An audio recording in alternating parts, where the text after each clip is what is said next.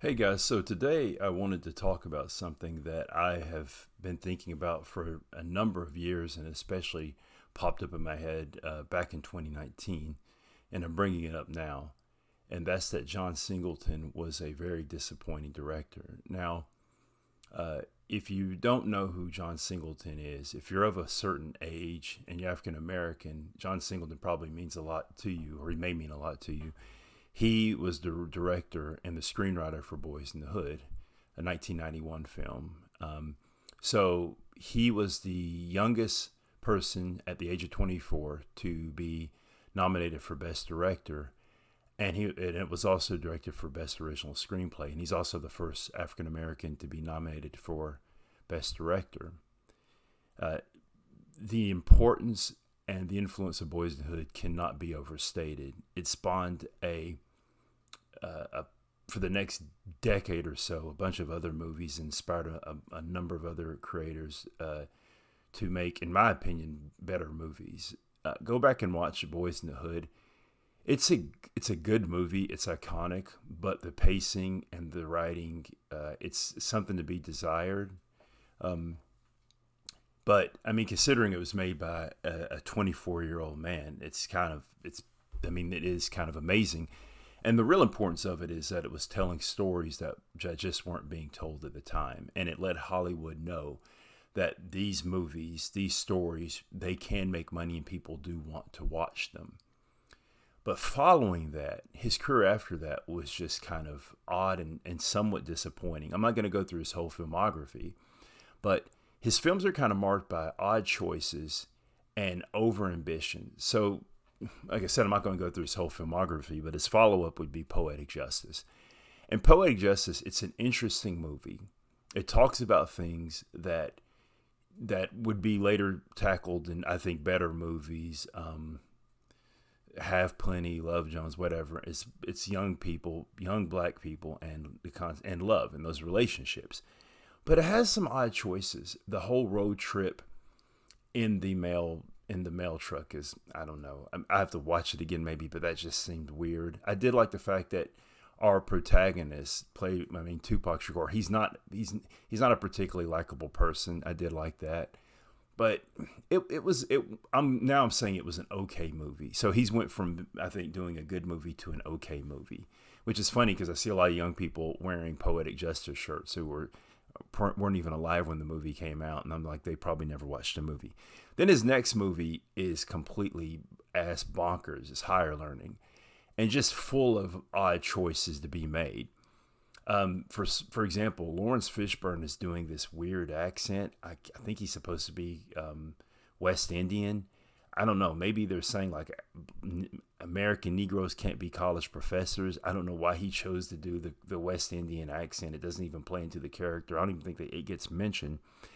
And the ending of it has been parodied to no limit. Like it's if you ever see Don't Be a Menace, that there's a lot of things in that movie that parodies uh, Higher Learning. They even have Omar Epps in do a scene where he's kind of parodying that scene because the movie has so many odd choices. It's just ripe for parody.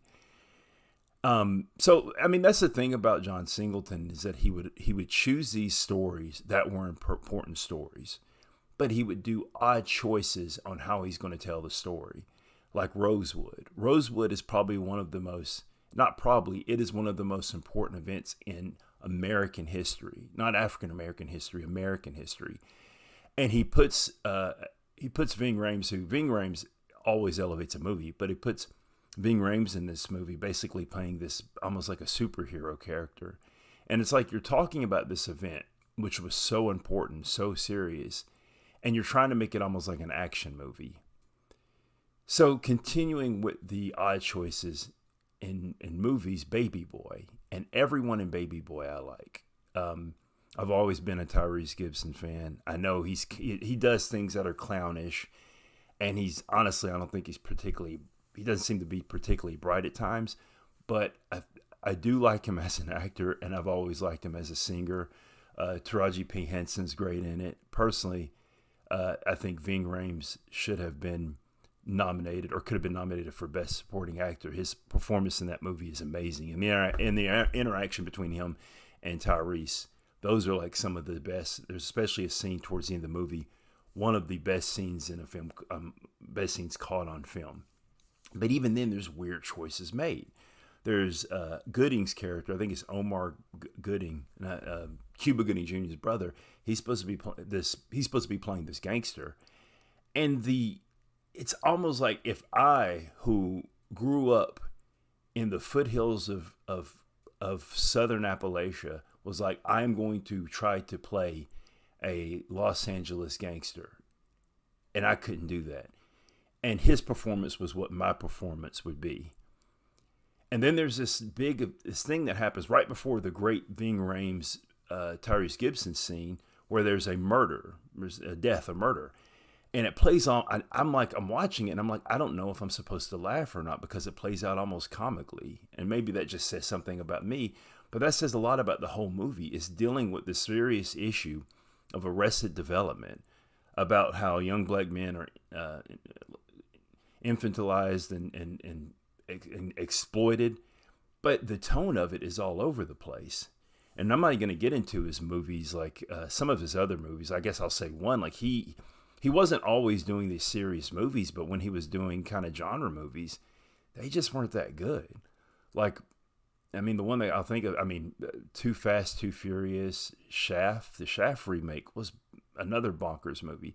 The best and worst thing about Shaft is Jeffrey Wright's character. He plays this Dominican drug lord. I mean, it's great. It's over the top. There's like no scenery left because he chews it all up. But at the same time, as I watched the movie, I'm like, man, if I were Dominican, I'd probably be offended by this. So he tackled a lot of tough subjects, and he brought something to the movies, but they never quite landed. There was a lot of promise not fulfilled there, and I'd almost wish that I wanted the movies to be made. Other than his genre movies, I should say, like the action movies and whatever, but his more serious movies, I liked that they were made and I wanted them to be made, but I almost wish that he had been the co-director and someone that came in and kind of cleaned the things up. But overall, as a director, I'm glad he did his work. But looking back at it, he falls in the category where I'm like, man, I'm really disappointed by your body of work. And it really looked like it could have been some promise there. Anyway, that's all. Thank you.